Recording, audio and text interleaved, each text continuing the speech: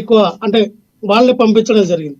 So Jaganmohan Reddy గారు స్థానిక election నుంచి కూడా ఏదైతే ఎంపీటీసీ జడ్పీటీసీ ప్రెసిడెంట్ల నుంచి కూడా ఆ యొక్క కార్పొరేషన్ లో బీసీలకి ఎక్కువ ప్రాధాన్యత, అందులో కాపులు, తూర్పు కాపులకి ప్రాధాన్యత ఇవ్వడం జరిగింది. మీరు చూడండి, మేయర్లు కానీ ఇవన్నీ కూడా అత్యధికంగా వాళ్ళకి ఇవ్వడం జరిగింది.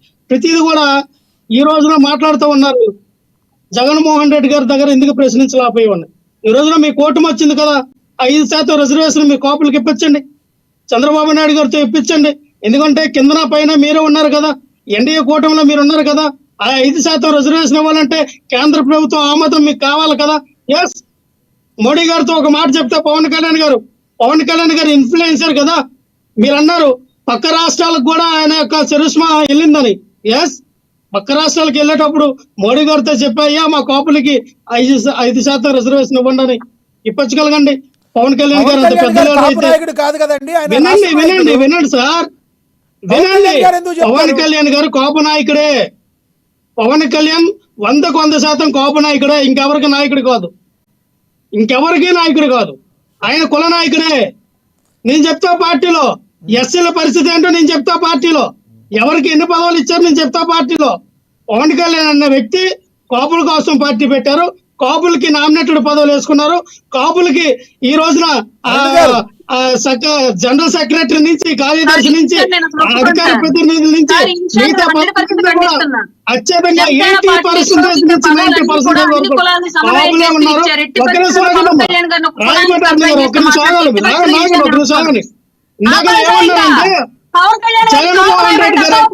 జగన్మోహన్ రెడ్డి గారు వినండి. జగన్మోహన్ రెడ్డి గారి యొక్క ఈవిడ మాట్లాడిన మాటలు మీ యొక్క పుట్టుకల గురించి కానీ, మీ పిల్లల పుట్టుకల గురించి కానీ, మిగతా ఇవి ఎక్కడ కూడా అసెంబ్లీలో అడగము అంటే ఎవరు పుట్టుకల గురించి అడుగుతారు, ఎవరు పుట్టారని అడుగుతారు. పవన్ కళ్యాణ్ గారు వినండమ్మా, మీరు మీ అమ్మ దగ్గరికి, మీ నాన్న దగ్గరికి వెళ్ళి అమ్మ నేను నీకే పుట్టానా, నాన్న నేను నీకే పుట్టానా అని అడుగుతారా? మీరు వెళ్ళి అడుగుతారా మీ అమ్మ నాన్న? అడగండి. మీరు అడుగుతారా? మీరు మీ అమ్మ దగ్గరికి, మీ నాన్న దగ్గరికి వెళ్ళి నాన్న నువ్వు నిజంగా నన్ను కన్నావా, అమ్మ నిజంగా నువ్వు నన్ను కన్నావా అని ఏ రోజున మీ అమ్మని మీ నాన్న అడిగావా? వినండి. అంటే మీ అమ్మకి మీ నాన్నకి నువ్వు పుట్టవన్న నమ్మకం ఉంది కదా, మీ అమ్మకి మీ నాన్నకి పుట్టవని నీకు నమ్మకం ఉంది కదా.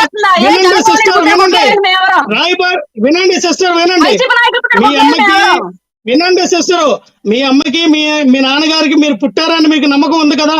అలాగే ఎవరమ్మకి వాళ్ళ తల్లికి వాళ్ళ తండ్రికి వాళ్ళు పుడతారని నమ్మకం ఉండండి, ఉంటుంది. ఉండండి. మీరు అడిగిన ప్రశ్నలు అయితే అలాగే వినండి. రాయపాటి అన్న గారు, మనకు పుట్టే పిల్లలు వినండి, మనకు పుట్టారని మన పిల్లలకి మనం చెప్తామా? ఇప్పుడు వినండి అమ్మా, మన పిల్లలకి ఎక్కడ ఎవరో ఏదో మాట అంటారు, అమ్మ అరుణ గారు ఇదన్నా మీ అమ్మ గురించి అని అంటారు, మీరెంత బాధపడతారు? మీరు నిజంగానే అమ్మమ్మ మీరు పిల్లల కన్నా మేమే పిల్లల కన్నా పుట్టుకు పూర్వతాల గురించి మాట్లాడి మన పిల్లల గురించి లోకేష్ అమ్మ గురించి మాట్లాడితే మీకెంత చెప్పన్నా? వినండమ్మా, లోకేష్ గారు వాళ్ళ తల్లి గురించి ఏమైనా తప్పుగా మాట్లాడారా? భువనేశ్వరి గురించి ఏమైనా తప్పుగా మాట్లాడారా? వినండి, లోకేష్ గారి గురించి లోకేష్ గారి పుట్టిన గురించి ఎవరు తప్పుగా మాట్లాడారు? ఎలిమినేట్ మాధవరెడ్డి గారి పరిస్థితి ఏంటన్నారు మీరు వినండి.